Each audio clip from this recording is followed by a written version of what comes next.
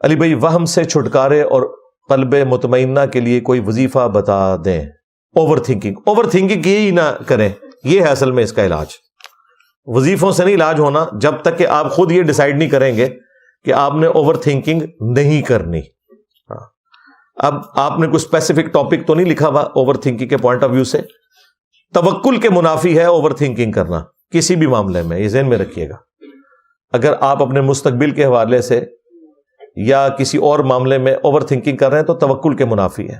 صحیح مسلم میں حدیث ہے، اے ابو ہریرہ جو چیز تجھے نفع دے اس کے لیے پوری کوشش کرنا، کاہلی نہ کرنا، سستی نہ کرنا. اس کے باوجود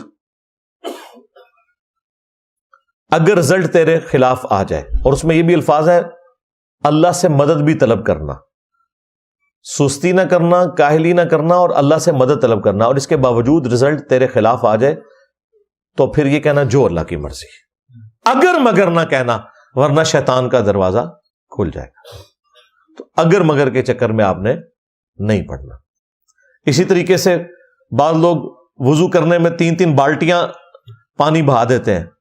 کوئی وام نہیں کرنا بھائی، بالکل. نبی الاسلام سے بخاری مسلم میں اعضائے وضو دھونے کے لیے 1 دفعہ پانی لینا بھی ثابت ہے. 1 دفعہ پانی لیا چہرہ دھل گیا، 1 دفعہ پانی لیا دونوں ہاتھ دھل گئے. وہ کھال تو نہیں اوپر سے اتارنی. تو یہ اس طرح کا جو وہم جن لوگوں کو لاحق ہوتا ہے وہ اس کو ویل لیفٹ کریں.